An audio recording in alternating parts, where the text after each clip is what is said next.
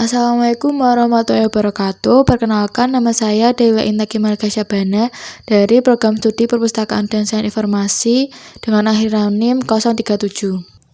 Halo semuanya, di video kali ini saya bakal jelasin tentang salah satu dinasti terbesar dalam sejarah Islam, yaitu dinasti Umayyah. Kita bakal bahas mulai dari berdirinya, tokoh-tokohnya, masa kejayaannya, sampai bagaimana akhirnya dinasti Umayyah runtuh. Jadi langsung aja kita mulai ya. Dinasti Umayyah berdiri setelah berakhirnya masa Khulafaur Rasyidin. Pendiri sekaligus khalifah pertamanya adalah Muawiyah bin Abu Sufyan. Pada masa itu, dunia Islam lagi mengalami banyak konflik. Jadi kehadiran Muawiyah membawa stabilitas baru. Perubahan penting yang terjadi adalah sistem pemerintahan.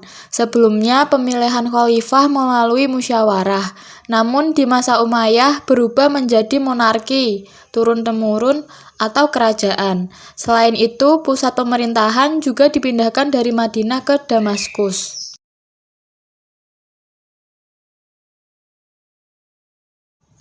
Muawiyah bukan orang baru di dunia politik saat itu. Beliau adalah sahabat Nabi dan sebelumnya menjabat sebagai gubernur Syam selama bertahun-tahun. Salah satu kontribusi terbesarnya adalah membangun administrasi pemerintahan yang rapi. Beliau juga memperkuat angkatan laut, diplomasi dan berhasil menyatukan wilayah Islam yang sempat terpecah. Karena itulah masa pemerintahannya dianggap stabil dan sangat berpengaruh. Di bawah dinasti Umayyah, sistem pemerintahan berbentuk monarki herediter, artinya kekuasaan diwariskan kepada keluarga. Untuk mengelola wilayah yang sangat luas, mereka membangun birokrasi yang kuat dan terpusat. Bahasa Arab kemudian dijadikan bahasa resmi negara dan administrasi. Pemimpin-pemimpin daerah atau gubernur ditempatkan di berbagai provinsi besar untuk menjaga stabilitas. Pada dinasti Umayyah, wilayah Islam mencapai puncak perluasan. Bayangin aja, dari Spanyol di barat sampai India di timur. Ini menjadikan mereka salah satu kekaisaran terbesar dalam sejarah dunia. Selain ekspansi kemajuan, juga terjadi dalam pembangunan kota, pembuatan jalan, masjid, dan infrastruktur lainnya.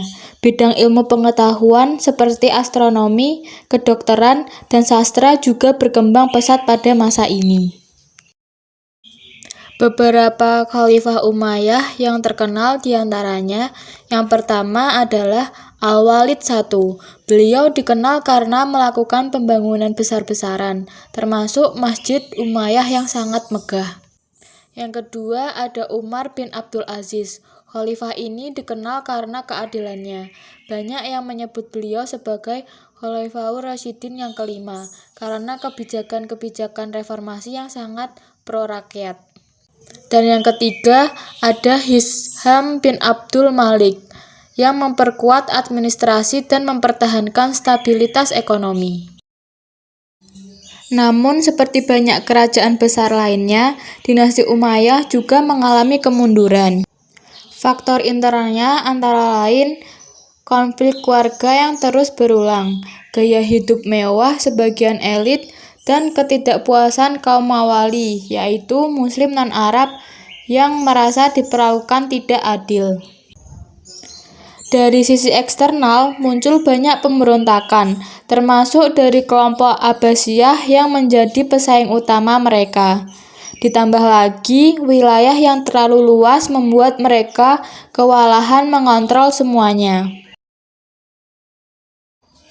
Pada akhirnya, pada tahun 750 Masehi, dinasti Umayyah jatuh setelah revolusi besar dari Bani Abbasiyah. Sebagian besar keluarga Umayyah gugur, tapi ada satu orang yang selamat, yaitu Abdul Rahman. Ia kemudian melarikan diri ke Spanyol dan mendirikan dinasti Umayyah di Andalusia yang bertahan ratusan tahun dan sangat berpengaruh dalam perkembangan ilmu pengetahuan dan kebudayaan.